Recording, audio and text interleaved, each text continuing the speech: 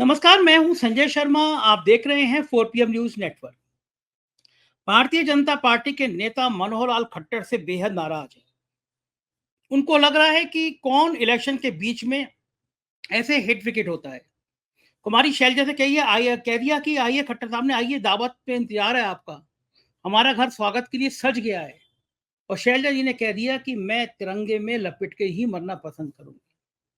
रणदीप सुरजेवाला ने कहा कि हम लोग 3 लोग हैं उम्मीदवार, लेकिन पार्टी हाईकमान पर मिलजुल के हम लोग फैसला करेंगे। जाहिर है, बीजेपी के सामने हरियाणा में अब कोई विकल्प बचा नहीं है। जो माहौल बन रहा है वो भाजपा के बहुत खिलाफ है। क्या होगा हरियाणा में, तस्वीर अब दिख रही है। अभय दुबे जी ने आज विस्तार से मुझे बातचीत में बताया कि तस्वीर दिख रही है। आज बातचीत में हम लोगों ने यह भी कहा कि जो लोग कहते हैं बार रुकवा दी पापा ने रूस और लड़ाई रुकवा दी रूस की। तो वो जो ख्याली पुलाव बना रहे थे लोग कि पापा गए और रूस की लड़ाई रुक गई, एकदम रूस शांत हो गया, तो आखिर इसके पीछे है क्या? और जब विदेश नीति की बात आती है, लोग कहते हैं कि विदेश नीति का डंका बज रहा है, तो हमारे पड़ोसी देश एक के बाद एक करके हमसे अलग हो रहे हैं। श्रीलंका और बांग्लादेश में सरकार पलटी। बांग्लादेश के प्रमुख को जिस तरह अमेरिका में बाइडेन ने बुला के गले लगाया, वो फोटो वायरल हो रहा है। श्रीलंका में, बांग्लादेश में, दोनों जगह अडानी ग्रुप के बड़े इन्वेस्टमेंट हैं। बिजली परियोजना में बड़ा इन्वेस्टमेंट है। जो हालात हैं, उन दोनों सरकारों ने अडानी ग्रुप को टाटा बाय बाय कर दिया। इंडियन एक्सप्रेस में विस्तार से खबर छपी है। मैंने जानना चाहा कि अब मोदी सरकार किस तरह अडानी ग्रुप को बचा सकती है। अभय दुबे जी से मैंने पूछा कि अगर हरियाणा, महाराष्ट्र और कश्मीर में चुनाव हार गए, तो फिर मोदी जी को क्या प्रधानमंत्री संग रहने देगा? बहुत बढ़िया बातचीत है, जरूर सुनिएगा, अपनी राय से अवगत कराइएगा। चैनल को ज्वाइन करना और सब्सक्राइब करना ना भूलें। चलते हैं अभय दुबे जी के पास। 4 PM न्यूज नेटवर्क में स्वागत है आपका अभय दुबे जी। रणदीप सुरजेवाला ने बयान दिया है कि भाई, कांग्रेस में हम 3 मुख्यमंत्री पद के उम्मीदवार हैं, लेकिन पार्टी का फैसला अहम है। जब हम लोग रिजल्ट आ जाएगा, मिलके बैठेंगे, तय करेंगे। उधर खट्टर साहब ने बड़े जोर शोर से शैलजा जी को आमंत्रित कर दिया, आइए, पार्टी में स्वागत है आपका, हम आपको आंखों पलकों पे बैठा के रखेंगे। लेकिन शैलजा जी ने बयान दे दिया कि हमारे पिता भी ऐसी ही तिरंगे में लपेट के गए। हम, मैं भी चाहती हूँ जब मैं मरूं तो तिरंगे में लपेट के जाऊं। कांग्रेस की समर्पित कार्यकर्ता हूं। तो ये खट्टर का दांव उल्टा पड़ता नजर आ रहा है हरियाणा में। क्या लग रहा है आपको कि इससे क्या कांग्रेस को फायदा मिला? खट्टर ने जो बयान दिया शैलजा को, ये क्या बैकफायर किया? और हरियाणा में खट्टर को लेकर क्या उतनी सहानुभूति है बीजेपी के अंदर, या नाराजगी है? शैलजा, ऑपरेशन शैलजा, क्या ये कामयाब रहा? दलितों में संदेश देने में फायदा रहा, या फिर नुकसान कर लिया खुद बैठे बिठाए भाजपा ने? देखिए, आपके प्रश्न के दो हिस्से हैं संजय जी। एक हिस्सा तो आपका ये है कि कांग्रेस में क्या हो रहा है, दूसरा हिस्सा ये है कि भारतीय जनता पार्टी में क्या हो रहा है। और दोनों ही हिस्सों के केंद्र में कांग्रेस की गुटबाजी है, भारतीय जनता पार्टी की अपनी गुटबाजी है। और दोनों पार्टियों की अपनी जो बेचैनियां हैं, मेरे ख्याल से इनके ऊपर चर्चा की जानी चाहिए। आपने सही सवाल पूछा इस लिहाज से। अब आप देखिए कांग्रेस में क्या हो रहा है। सब लोग जानते हैं कि कांग्रेस चुनाव जीतने वाली है। ये कांग्रेस के विरोधी भी इस बात को जानते हैं। आप हरियाणा के किसी भी पत्रकार से पूछ लीजिए, हरियाणा में चुनाव का नतीजा तो जब आएगा अक्टूबर में, 8 अक्टूबर को आएगा, लेकिन एक तरह का चुनाव लगभग वहां तय हो चुका है। बस यही बहस का सवाल है कि कांग्रेस कितना जीतेगी। कांग्रेस 60 सीटें जीतेगी, 65 जीतेगी, या 70 तक चली जाएगी, या केवल उसको एक स्पष्ट जो 46 सीटें चाहिए बहुमत के लिए, आपको 46 और 50 के बीच में मिलेंगी। बहस इस बात पे है। भारतीय जनता पार्टी वहां चुनाव जीत सकती है, ये तो किसी के लिए भी अकल्पनीय है। वो तो बहुत बड़ा चमत्कार हो जाएगा अगर भारतीय जनता पार्टी वहां चुनाव जीत जाए। वो चमत्कार कैसे घटित होगा, कम से कम मैं तो नहीं बता सकता हूँ। ऐसा कोई दूर दराज तक समय भी ज्यादा नहीं रह गया है, और प्रधानमंत्री ने आज तक केवल हरियाणा में एक रैली की है। तो ये है हरियाणा की स्थिति। ऐसी स्थिति में कांग्रेस में सबकी महत्वाकांक्षा होती है कि वो सर्वोच्च पद तक पहुंचे। तो सब लोग ये सोच रहे हैं कि भाई, इस बार अगर मौका नहीं मिला तो पता नहीं अगली बार मौका मिलेगा कि नहीं मिलेगा। तो सबकी मुख्यमंत्री बनने की महत्वाकांक्षाएं निकलकर सामने आ रही हैं। आप सुरजेवाला साहब की भी आ रही हैं, कुमारी शैलजा की भी आ रही हैं, और भूपेंद्र सिंह हुड्डा तो घोषित रूप से हैं ही मुख्यमंत्री पद के दावेदार। तो ऐसी स्थिति में कल सुरजेवाला ने सार्वजनिक रूप से एक वक्तव्य दिया कि हम लोग 3 लोग हरियाणा में मुख्यमंत्री पद के दावेदार हैं कांग्रेस की तरफ से। हमारी पार्टी एक लोकतांत्रिक पार्टी है, हम सबको अपनी दावेदारी करने का अधिकार है। लेकिन होगा वही जो कि मल्लिकार्जुन खड़गे और राहुल गांधी तय करेंगे। उन्होंने ये नहीं कहा कि हम सब बैठ के तय करेंगे। बैठ के तय करने का मतलब ये होता है कि विधायक दल की बैठक होगी और उसमें चुनाव होगा। बैठ के तय करने का मतलब ये होगा, ऐसा नहीं है। कांग्रेस में ये परंपरा नहीं है। कांग्रेस की परंपरा ये है कि आला कमान तय करता है कि कौन बनेगा। भाजपा में भी यही परंपरा है, भाजपा भी इसी तरीके से करती है। तो अगर कांग्रेस आला कमान की बात को अभी तक जाने तो स्पष्ट रूप से उनका दांव जो है वो भूपेंद्र सिंह हुड्डा के ऊपर है। जो 90 टिकट बटे हैं, उन टिकटों में आप देखिए कम से कम 72 टिकट ऐसे हैं जिसमें भूपेंद्र सिंह हुड्डा की पसंद की छाप लगी हुई है। तो वहां तो कोई सवाल ही पैदा नहीं होता। और लेकिन सब लोग जो हैं अगले चुनाव को ध्यान में रख के भी दावेदारी करते हैं। वो भले ही दावेदारी में पिछड़ जाएं, लेकिन ये सोचते हैं कि भाई इस बार अगर हम दावेदारी नहीं की तो अगले चुनाव में हमारी दावेदारी बिल्कुल नहीं होगी।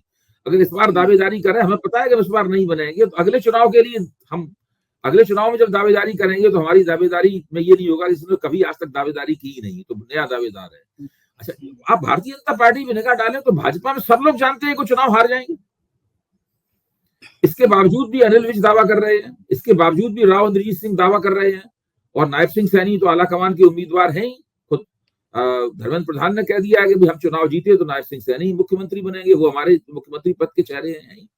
तो हरियाणा में सब लोग इस दृष्टि से दावा कर रहे हैं कि उन्हें अगले चुनाव में वो दावेदारी को अपनी ओर मजबूत बना सके।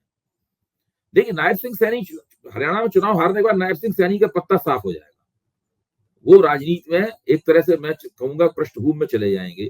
बहुत मुश्किल है उनका राजनीति में दोबारा वापसी होना। इस बार तो उनकी किस्मत थी, उनको मुख्यमंत्री बनने का मौका मिल गया। फिर रह जाएंगे हरियाणा भाजपा में 2 उम्मीदवार, अनिल विज और राव इंद्रजीत सिंह। ये 2 उम्मीदवार रह जाएंगे भाजपा की तरफ से अभी जो सामने आ रहा है। अब जहां तक सवाल उठता है कि कुमारी सैलजा का सवाल, जो एक बहुत बड़ा विवाद है, इसके बारे में हुआ ये कि मनोहर लाल खट्टर ने कह दिया कि भाई उनका एक दलित नेता है, कांग्रेस में उनका अपमान किया जा रहा है, हम उनको दावत देते हैं कि वो हमारी पार्टी में आ जाए। तो कुमारी सैलजा ने उस पर बहुत कड़ी प्रतिक्रिया की, और वो पहली बार नहीं की प्रतिक्रिया। इस तरह की प्रतिक्रियाएं वो पहले भी करती नहीं है। और उन्होंने साफ तौर पर कहा कि जिस तरह मेरे पिताजी तिरंगे में लिपट के गए थे, मैं भी तिरंगे में ही लिपट के जाऊंगी, कांग्रेस की हूं मैं और कांग्रेस की ही रहूंगी। इस बयान के बाद में भारतीय जनता पार्टी के अंदर बड़ी बेचैनियां पैदा हुई हैं, क्योंकि भाजपा पूरी कोशिश कर रही थी कि कांग्रेस के कब्जे से दलित वोटों का एक हिस्सा किसी तरीके से छीन ले। अब इस वक्तव्य के बाद वो दलित वोटों का जो एक हिस्सा भाजपा छीनना चाहती थी, अब उसके लिए और मुश्किल हो गया है, क्योंकि कुमारी सैलजा अभी जताने के लिए कि वो कांग्रेस पर कितनी निष्ठावान है, वो अपने प्रभाव वाली दलित प्रभाव वाले निर्वाचन क्षेत्रों में और भी जम के प्रचार करने वाली है। क्योंकि अब परिस्थिति बदल गई ना। भाजपा ने ये कह के दरअसल एक तरह से उनको उकसा भी दिया है, और राहुल गांधी, मल्लिकार्जुन खड़गे, इन सब ने हस्तक्षेप किया है वहां पर इस परिस्थिति को देखते हुए। उसकी वजह से कुमारी सैलजा बचे हुए समय में और भी ज्यादा उत्साह के साथ प्रचार करेंगी। तो ये जो दलित वोटों के लिए जो होड़ हो रही थी हरियाणा के चुनाव में, ये होड़ मुझे लगता है कि निर्णायक रूप से कांग्रेस की तरफ झुक गई है, और खट्टर के खिलाफ बड़ी नाराजगी पैदा हुई है इस सवाल पे भाजपा के अंदर। नाराजगी इसलिए पैदा हुई है कि भाई आपने ये बयान जो दे दिया वो किस तुफैल में दिया बयान, आखिरकार हमें इस बयान का नुकसान हुआ। जिन दलित वोटों पे हमारा कुछ थोड़ा बहुत उसमें दांव चल सकता था, घुसपैठ हो सकती थी, वो घुसपैठ की संभावना भी समाप्त हो गई। और दूसरे लोगों को हरियाणा में भाजपा के कार्यकर्ताओं को ये देख के खासी चिढ़ है, खिसियाहट हो रही है कि भाई इस बंदे को तो अभी अभी मुख्यमंत्री पद से हटाया गया था। एक तो टिकट बांटने में इसने हस्तक्षेप किया और बहुत सारे टिकट अपने कहने पे दिए। मुख्यमंत्री को अपने पसंदीदा निर्वाचन क्षेत्र से नहीं लड़ने दिया इस व्यक्ति ने, उनको लाडवा भेज दिया लड़ने के लिए, जहां पिछली बार भाजपा का उम्मीदवार 12,000 वोट से कांग्रेस से हार गया था। तो ऐसी अब ये आदमी इस तरह के रणनीतिक बयान भी दे रहा है जिससे पार्टी को नुकसान हो रहा है। तो खट्टर साहब तो लोग कह रहे हैं, खट्टर साहब तो ने तय कर लिया है कि भाजपा का पूरी तरीके से कबाड़ा करके मानेंगे। एक तो 9.5 साल के शासनकाल में सारी एंटी इनकम्बेंसी खट्टर साहब के कारण जमा हुई। उन्होंने जो घटिया किस्म का शासन प्रशासन चलाया वहां पर, मतलब खट्टर साहब को देश के सबसे बुरे मुख्यमंत्रियों में उनकी गिनती होती थी। जब यशवंत देशमुख ने देश में कौन सा मुख्यमंत्री क्या काम कर रहा है उनकी रेटिंग की, और वो रेटिंग एबीपी चैनल पे चलाई गई, मैं भी उस चर्चा में था, ये करीब है 3-4 साल पहले की बात है। तो उसमें खट्टर साहब वर्स्ट परफॉर्मर की श्रेणी में आए थे, और उनकी वजह से हरियाणा में नरेंद्र मोदी की रेटिंग को भी नुकसान हो रहा था। ये हालत थी खट्टर साहब की वजह से। आपके उत्तर प्रदेश की योगी आदित्यनाथ भी बहुत बुरे परफॉर्मर चीफ मिनिस्टर के तौर पे आए थे। तो खट्टर साहब जो है वो हरियाणा में भाजपा का कबाड़ा करने के लिए में तुले हुए हैं, और ये चीज भाजपा के कार्यकर्ताओं को साफ तौर पे देख रही है, दिख रही है। और इससे सबसे ज्यादा चिड़ा हुआ अगर किसी व्यक्ति के प्रति चिड़ पैदा हो रही है भाजपा में, तो वो मनोहर लाल खट्टर के प्रति हो रही है। अच्छा बताइए मुझे, कंगना रनौत की जगह क्या ये बयान भी खट्टर ने किसी के कहने पे दिया होगा, या उनकी अंतरात्मा जग गई कि शैलजा जी को बुला लो, या बीजेपी में अब इतने ज्यादा अंतरात्मा जगने लगी है कि नेता अपने मन से, एक बड़ी लाइन थी शैलजा को, किसी कांग्रेस की बड़ी नेता है शैलजा, उन शैलजा को आमंत्रित करने से पहले बीजेपी हाईकमान से पूछा जाना चाहिए था। अब तक ऐसा हो रहा था, बीजेपी में इजाजत ही थी कि आप अपने मन से बयान दे दो। तो ये जो खट्टर का बयान आया, शैलजा जी को न्योता दिया कि आइए हमारे यहाँ दावत खा लीजिए, ये क्या आपको लगता है खट्टर साहब ने खुद दे दिया होगा, या कहलवाया गया होगा, या फिर देखिए खट्टर है साहब की क्या, जो मैंने कंगना रनौत के बारे में बात कही थी कि वो अपनी ताकत जो है वो नरेंद्र मोदी से प्राप्त करती है। नरेंद्र मोदी का जो भाजपा के अंदर प्रभा मंडल है, आभा मंडल है, उस आभा मंडल का एक हिस्सा जो है ना, वो कंगना रनावत के हिस्से में आता है।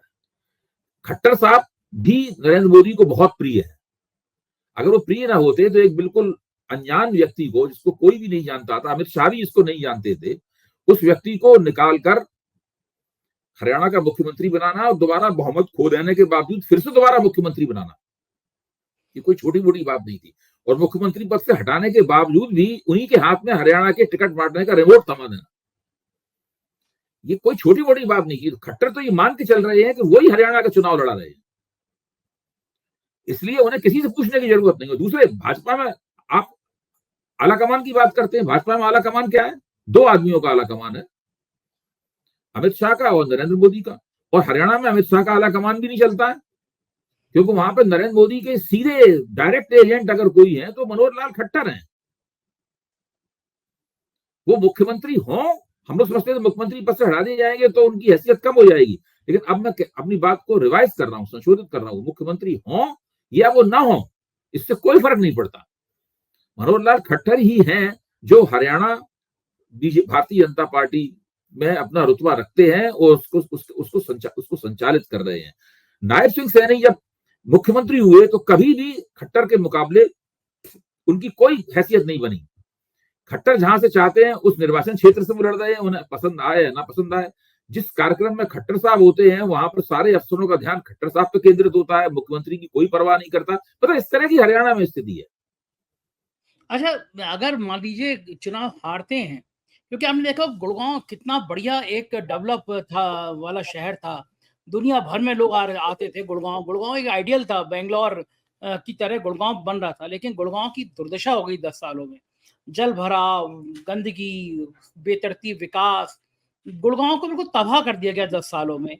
और एक नई फौज तैयार कर दी गई गौ रक्षकों की, जो हथियार लेके चलते थे, जो गाड़ियां लेके चलते थे, और उनकी फौज को खट्टर साहब का संरक्षण रहता था। इस हालात में अगर हारते हैं चुनाव, जो पूरी उम्मीद आप बता रहे हैं और बाकी सब लोग भी कह रहे हैं कि कांग्रेस वहां चुनाव जीत जाएगी, ऐसी संभावना लग रही है, अगर हारते हैं तो क्या खट्टर साहब के पास ये जो इम्पोर्टेंट मंत्रालय हैं केंद्र में, इन पे भी असर पड़ेगा? क्या यहाँ से भी छुट्टी हो सकती है नहीं खट्टर पड़ेगा, साहब की? खट्टर साहब को कोई नहीं छू सकता, खट्टर साहब पे कोई असर नहीं पड़ेगा। खट्टर साहब जो है वो विपत्ति प्रूफ है, वो हार और जीत से कुछ उनकी हैसियत कम नहीं होती।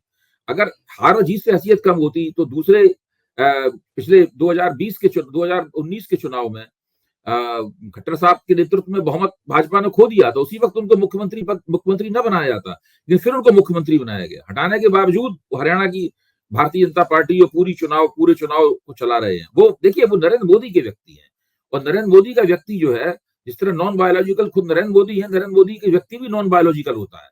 कंगना रनावत भी नॉन बायोलॉजिकल है, खट्टर साहब भी नॉन बायोलॉजिकल है, इस बात को ध्यान रखिए। तो जो नॉन बायोलॉजिकल व्यक्ति है, उसमें भाजपा का कोई कार्यकर्ता उसको कैसे छू सकता है? उसके ऊपर जीत और हार के नियम नहीं लागू होते, खट्टर साहब पे ये नियम नहीं लागू होते। जब तक भाजपा पूरी तरीके से रसातल में नहीं चली जाएगी हरियाणा में, तब तक खट्टर साहब के हाथ में उसकी बागडोर रहेगी। और जब तक पूरे देश में भाजपा रसातल में नहीं चली जाएगी, तब तक कंगना रनावत अपने वक्तव्य देती नहीं। ये लाइन आपकी सही है, लेकिन एक दूसरा सवाल यह है कि अगर कश्मीर और हरियाणा दोनों राज्य हारे तो मोदी जी की सेहत पर कितना असर पड़ेगा? वो तो 2-0 होना तय है संजय जी, 2-0 होना तय है। और ये बिल्कुल सब निष्पक्ष जो लोग, किसी ऐसे लोग जो भारतीय जनता पार्टी के विरोध में कभी भी कोई बात तब तक नहीं कहेंगे जब तक कि उन्हें गारंटी ना हो कि भाई ऐसा होने वाला है। उन सब लोगों का कहना यह है कि ये 2-0 होना तो तय है। अगर साथ महाराष्ट्र का चुनाव करा देते तो 3-0 होता, इसी के साथ झारखंड का चुनाव करा देते तो हो सकता 3-1 होता, या 4-0 होता, या 3-1 होता। 3-0 तो हर 100% होना ही होना है, बिल्कुल, इसमें कोई शक की बात नहीं। तो मुझे, और जहां तक आप कहते हैं कि नरेंद्र मोदी की हैसियत, नरेंद्र मोदी, मैंने कल भी इस बात की चर्चा की थी आपके साथ में। मेरा मानना यह है कि नरेंद्र मोदी अब इस कभी भी अपने मुंह से वो नहीं कहेंगे, जिस तरीके से देश में चुनाव हो रहे हैं, भारतीय जनता पार्टी का ग्राफ नीचे जा रहा है, और वो रूस यूक्रेन युद्ध रुकवाने में लगे हुए हैं, और वो क्वाड का तथाकथित नेतृत्व अखबारों में लिखा है, डिफेक्टो लीडर नरेंद्र मोदी को आ रहा है, डिफेक्टो लीडर ऑफ क्वाड। तो वो ये सब करने की कोशिश कर रहे हैं। विदेश नीति हिंदुस्तान में कोई तीर मार नहीं पा रहे हैं, और विदेश की धरती पे तीर मार के सोचते हैं कि हिंदुस्तान की पॉलिटिक्स उनके पक्ष में पलट जाएगी। हमेशा ये करते थे ना कि हमेशा जाते थे, लेकिन आपने विदेश नीति की बात की तो एक बड़ा मुद्दा आजकल छाया रहा है। इंडियन एक्सप्रेस ने रिपोर्ट दी है, अपोजिशन ने भी कहा है कि दो हमारे पड़ोसी देश में सरकारें बदली, बांग्लादेश में भी, श्रीलंका में भी, और दोनों में अडानी का बहुत बड़ा स्टेक लगा हुआ था। वहां की बिजली परियोजनाएं अडानी ग्रुप संचालित कर रहा था, हजारों करोड़ का निवेश था। लेकिन दोनों राज्यों में अब स्थिति है कि अडानी ग्रुप को वहां पे बहुत बड़ा झटका लगने वाला है। तो आपको लगता है कि झटके को रोकने के लिए भी मोदी आगे आगे आएंगे, या अडानी ग्रुप पीछे हटेगा? और क्या लग रहा है कि अडानी ग्रुप को यहाँ पे निवेश करना भारी पड़ गया? क्या स्थिति बनेगी इन हालातों में? संजय जी, आप थोड़ा भूतकाल में बोल रहे हैं। ताजा खबर मैं आपको बताता हूँ। ताजा खबर यह है कि श्रीलंका और बांग्लादेश दोनों जगह से अडानी ने निकलने के लिए पूरी योजना बना ली है। जैसे ही वहां पे सत्ता बदली थी, वैसे ही गौतम अडानी ने भारत सरकार को अर्जी दे दी थी। उनका झारखंड स्थित जो प्लांट है, जहां जो बिजली पैदा होती है, उस बिजली से वो बिजली वहां सप्लाई करते थे। उनको पूरा यकीन था कि जब सरकार बदलेगी, ये सरकारें भारत विरोधी सरकार होंगी, यानी मतलब मोदी के दबाव में नहीं होंगी सरकारें किसी भी तरीके से। तो सबसे पहला जो व्यवसायिक प्रभाव होगा वो गौतम अडानी के ऊपर। गौतम अडानी एक बात के लिए काफी बदनाम है सब जगह, वो जो भी उन्हें चीज मिलती है बेचने के लिए, उसको वो बहुत महंगा बेचते हैं। आप बंबई एयरपोर्ट पे जाइए, बंबई एयरपोर्ट साधारण लोग, हमें टैक्सी लेनी है बंबई एयरपोर्ट से, टैक्सी पहले से बुक करा के जो टैक्सी ली जाती है, उसकी कीमत 2 से 2.5 गुनी हो चुकी है बंबई एयरपोर्ट में। ये बात मैं ये बात मैं 2021 की बता, हर जगह हर चीज महंगी बिजली बेचने के लिए वो काफी शोहरत याफ्ता है, जाने जाते हैं। तो ऐसी स्थिति में बांग्लादेश की नई सरकार जो आई है, वो तो उसका तो नेतृत्व एक अर्थशास्त्री के हाथ में है। वो तो इस बात को पलक झपकते जान लेगा कि भाई ये गड़बड़ी हो गई। तो उन्होंने तुरंत ऐलान किया कि इनके साथ जो भी हमारे करार हुए हैं, उन करारों की हम समीक्षा करेंगे, रिव्यू करेंगे। वैसे ही इंडियन एक्सप्रेस में विस्तार से खबर छपी कि वो रिव्यू किस किस्म का होगा, और अडवाणी ने उस रिव्यू के जो दुष्परिणाम है जो उनके खिलाफ हो जाने वाले हैं, उनसे बचने के लिए पहले से ही अर्जी लगा रखी है कि हम भाई वो झारखंड में जो बिजली पैदा होती है, अब अगर वहां नहीं बिकेगी बिजली तो उस बिजली का वो क्या करेंगे? उस बिजली को कहीं ना कहीं उन्हें बेचना पड़ेगा। तो उसके लिए उन्होंने भारत सरकार से कॉन्ट्रैक्ट कर लिया है, और मोदी जी तो मोदी जी के सबसे ज्यादा प्रिय है, तो फटाफट उनको इजाजत भी मिल गई है। यहाँ तक के उन्होंने कहा था कि उन्होंने बताया था कि यहाँ से हम कनेक्शन करेंगे, ग्रिड जो है, पावर ग्रिड के साथ कनेक्शन जोड़ना पड़ेगा ना बिजली सप्लाई करने के लिए, तो यहाँ से हम कनेक्शन कराएंगे। उनकी बात में कभी इतना संशोधन किया गया है कि जहां से वो कनेक्शन चाहते थे, वहां कनेक्शन देकर किसी दूसरी जगह पे, हम नाम भूल रहा हूँ, दूसरी जगह उसको पावर ग्रिड पे कनेक्शन दिया जाएगा। तो सारा उन्होंने सेट कर लिया है। वहां से निकलना श्रीलंका में तो जो राष्ट्रपति चुने गए हैं वो मार्क्सवादी हैं, जनता विमुक्त पेरोमना के नेता है, जो पहले एक मतलब उग्रवादी और सशस्त्र संगठन कहलाता था, उसके नेता हैं वो। उसमें काफी उस संगठन के किरदार में परिवर्तन हुआ है, वरना एक जमाने में तो उसके खिलाफ बड़ी जबरदस्त दमनकारी कार्रवाई हुई थी। तो वो तो अडानी को किसी कीमत पे वहां बर्दाश्त नहीं करेंगे। तो अडानी का वहां से भी जाना तय है, बांग्लादेश से भी जाना तय है, और उन्होंने वहां से अपनी बिजली किस तरह वो भारत को बेचेंगे और कहाँ बेचेंगे, और पावर ग्रिड जो है उसमें कहां से उनको कनेक्शन प्राप्त होगा, ये सारी सेटिंग उन्होंने यहाँ पे पूरी कर ली है। तो मोदी जी और अडानी की जो यारी है, जिसको हम लोग कहते हैं क्रोनी कैपिटलिज्म इसी कहा जाता है, वो यारी इस मामले में भी साफ तौर पर दिख रही है, और उसके तमाम प्रमाण इंडियन एक्सप्रेस के पहले पन्ने पर प्रकाशित हो रहे हैं। अच्छा, वो जो बांग्लादेश के निर्वाचित राष्ट्रपति, उनको बाइडेन ने जो गले लगाया है, जो भाव के बॉडी लैंग्वेज वाली फोटो है, वो पूरी जगह सोशल मीडिया में वायरल हो रही है, और लोग तो ये भी कह रहे हैं कि अमेरिका ने जिस तरह से बांग्लादेश को सपोर्ट करना शुरू किया है, यानी भारत के मोदी जी की जो विदेश नीति थी, मान लीजिए अडानी को सपोर्ट करने वाली जो नीति थी, वो तो फिर अमेरिका भी बांग्लादेश के राष्ट्रपति को इतने प्यार से दुलार करके वो भी नुकसान पहुंचाएगा। ये कोई रहस्य नहीं है, कोई छिपी हुई बात नहीं है। जो शेख हसीना की सरकार थी उससे अमेरिका बहुत नाराज था। हाँ। एक तरह से इस बात को कहा नहीं जाता, सबूत नहीं है इस बात के, लेकिन जो जो लोग एस्पियनेज यानी अंतरराष्ट्रीय गुप्तचर्या की अंदरूनी बातें जानते हैं, उनका कहना यह है कि अमेरिका ने एक तरह से अल्टीमेटम दे दिया था शेख हसीना को कि अगर आप खुद छोड़ के नहीं जाती हैं तो हम आपके खिलाफ जो है अब आपको निपटा देंगे, आपको यानी कू कर देंगे। कू मतलब आपके खिलाफ एक तरह का विद्रोह भी ऑर्गेनाइज कर सकती है CIA। दूसरी इस प्रकार की हवाओं में इस प्रकार की खबर थी और इसके तमाम अंदेशे थे इस प्रकार के। तो शेख हसीना के जाने से अमेरिका बहुत खुश हुआ है और शेख हसीना मोदी जी में खूब पटती थी। अभी भी शेख हसीना मेरे घर से थोड़ी दूर हिंडन में ही रह रही हैं। तो ये तो जो पूरा बांग्लादेश का पूरा प्रकरण हुआ है ना, उस पूरे प्रकरण में भारतीय सुरक्षा प्रतिष्ठान है उसकी बहुत पोल खुली है, उसकी बहुत बेइज्जती हुई है और सारी दुनिया में इन लोगों की इस बात के लिए खिल्ली उड़ी है। और जो नए हैं मोहम्मद यूनुस के साथ में अमेरिका के मधुर संबंध, और जो वकारुल जमा जो नई जो सेना अध्यक्ष हैं उन्होंने आज ही बयान दिया है कि वो कुछ भी हो जाए वो नई सरकार को अपना समर्थन देना बंद नहीं करेंगे। तो अब इस वक्त दक्षिण एशिया की जो राजनीतिक स्थिति है वो और जो शक्ति संतुलन है दक्षिण एशिया में वो भारत के खिलाफ हो गया है। शक्ति संतुलन श्रीलंका पूरी तरीके से भारत के दायरे से, भारत की कक्षा से बाहर चला गया है। बांग्लादेश पूरी तरीके से भारत की कक्षा से बाहर चला गया है। मालदीव पहले से ही भारत की कक्षा से बाहर था। बर्मा भारत की कक्षा से बाहर है। तो एक जमाने में जो नेपाल भारत की कक्षा से बाहर है, कहीं चीन का प्रभाव है, कहीं कुछ मतलब इस तरह के तमाम स्थिति है। तो भारत के सुरक्षा प्रतिष्ठान और विदेश नीति का बहुत बड़े पराभव के दौर से गुजर रही है। लेकिन नोएडा के एंकर ये कह रहे थे कि रूस और यूक्रेन का युद्ध रुकवाया है साहब, गए हो देखो शांति बहाल हो गई। मतलब वो बड़ा सोशल मीडिया में मीम भी चला कि पापा ने बाढ़ रुकवा दी पापा ने, तो वो जो चल रहा था। तो ये तो अगर विदेश नीति का इतना फेलियर है, आजकल तो एक पिक्चर बन रही है डोभाल साहब पे, बड़ी धुरंधर नाम है शायद उस पिक्चर का। तो मैं तो ये देख के हैरान हूँ कि मोदी जी की जगह डोभाल साहब पे पिक्चरें बनने लगी। अब एक नए देश के नायक डोभाल साहब नजर आ रहे हैं। तो ये इन सब में क्या कहानी है? ऐसा एक भक्त मंडली है। तो कुछ भक्त जो अब उतना भक्त नहीं रह गए हैं वो बताते हैं कि ये भक्त मंडली भाजपा को कितना नुकसान पहुंचा रही है। हाल ही में चेतन भगत का एक लेख प्रकाशित हुआ, तो चेतन भगत ने उसमें अल्ट्रा भक्त शब्द इस्तेमाल किया। अल्ट्रा भक्त यानी जो अति भक्त है मतलब है। तो अल्ट्रा भक्तों से भाजपा को पहले फायदा होता था लेकिन अब नुकसान हो रहा है। मेरा तो मानना है कभी फायदा नहीं होता। इस तरह की भक्त मंडली भले ही नेताओं के मन में गुदगुदी पैदा करे और शोरगुल, ये लोग कोलाहल बहुत करते हैं, ये लोग शोरगुल बहुत करते हैं, लेकिन बहुत जल्दी ही आम लोग जो होते हैं, निष्पक्ष लोग होते हैं, जो तनाव नहीं चाहते समाज में, बहुत ज्यादा हायतोबा नहीं चाहते, उनको बुरा लगना शुरू हो जाता है और फिर इस तरह के भक्त जितना बोलते हैं उतना ही नुकसान भी होता है। यहाँ तक कि जो पहले फायदा हो रहा था उसका दूना नुकसान होता है। तो ये एक अल्ट्रा भक्त का हमने आपको पढ़ के सुनाया था, पोस्ट पूरी पढ़ के सुनाई थी है। इस तरह के अल्ट्रा भक्त जो होते हैं ना, जो नेता अगर हाफ रहा हो थकान के मारे, तो वो लोग कहते हैं कि उत्साह के मारे, जोश के मारे देखिए कितनी जबरदस्त किस्म की सांसें निकल रही हैं उनके मुंह से। मतलब इस तरह की बातें करने वाले लोग, हाँ, जो भगवान विष्णु का अवतार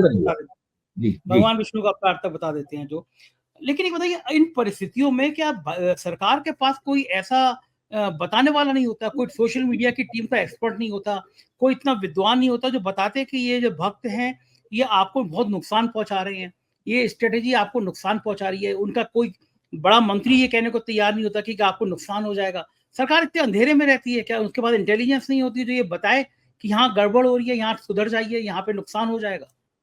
अब मैं आपको एक पुराना थोड़ा इतिहास का उदाहरण देता हूँ। जब इमरजेंसी लगी हुई थी और इमरजेंसी लगे हुए 17-18 महीने हो चुके थे, तो इंदिरा गांधी ने सोचा कि अपनी इंटेलिजेंस ब्यूरो IB से कहा कि भाई बताओ, अगर इस देश में मैं चुनाव अगर कराऊं तो कौन जीतेगा। तो IB ने रिपोर्ट दी कि आप जीतेंगे चुनाव। बहुत मशहूर है बात और बहुत प्रमाणित बात है, मतलब कोई अफवाह वाली बात नहीं कह रहा हूं मैं आपको, ये व्हाट्सएप यूनिवर्सिटी की बात नहीं है। आप जीतेंगे। इंदिरा गांधी ने उनकी बात पर भरोसा किया, इमरजेंसी हटा ली और चुनाव करवाए और सत्ता से बाहर हो गई उसके बाद। देखिए होता क्या है कि जब नेता निरंकुश हो जाता है, वो ऐसी कोई बात नहीं सुनना चाहता है जो उसको नाखुशगवार लगे। और उसके इर्द गिर्द जो लोग होते हैं वो उससे ऐसी कोई बात कहते ही नहीं है, भले ही तथ्य क्यों ना उसके पास हो, वो हमेशा ऐसी बात कहते हैं जिससे तानाशाह खुश रहे। तानाशाह को प्रसन्न करने वाले लोग, तानाशाह अपने आप को प्रसन्न करने वाले लोगों से घिरा होता है। उसमें बुद्धिजीवी भी शामिल हैं, अफसर भी शामिल हैं और जासूस भी शामिल हैं उसके अंदर। इस तरीके से बुलबुला बनता है बहुत बड़ा। उस बुलबुले में तानाशाह कैद हो जाता है। जब हारता है तब बुलबुला फूटता है। तो जिस तरह इंदिरा गांधी उस जमाने में एक बुलबुले में कैद थी, उसी तरीके से नरेंद्र मोदी भी एक बुलबुले में कैद है।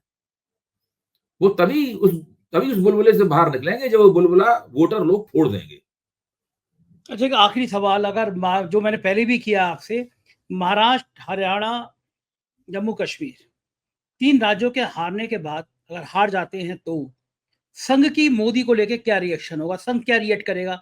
संघ क्या रणनीति बनाएगा? क्या संघ कहेगा कि अब आपको चेंज हो जाना चाहिए, अब आपको भी मार्गदर्शक मंडल में चले जाना चाहिए, जहाँ पे आडवाणी जी और मुरली मनोहर जोशी चाय पे आपका इंतजार कर रहे हैं? कुछ ऐसा कहेगा क्या? देखिए, मुझे लगता है कि इस प्रकार का चिंतन उस वक्त ज्यादा गति पकड़ेगा जबकि 2025 के अक्टूबर-नवंबर में बिहार में भी भारतीय जनता पार्टी चुनाव हार जाएगी। उसके ये देखा जाए, मतलब आखिरकार सत्ता केंद्र की मोदी जी के पास है, 240 सीटें उनके पास है। और जब 6 लोकसभा चुनावों में 5-1 से या 4-2 से देखना जाएगा कि 5-1 से फैसला हो रहा है या 4-2 से फैसला हो रहा है। और भाजपा जीत भी रही है तो किस तरह से जीत रही है, और हार रही है तो किस तरह हार रही है, हार क्या बहुत जबरदस्त है या मार्जिनल डिफीट है, ये सब चीजें देखनी पड़ेंगी। ये सब आकलन करके रेटिंग एजेंसियां भी अपनी भूमिका उसमें अदा करेंगी।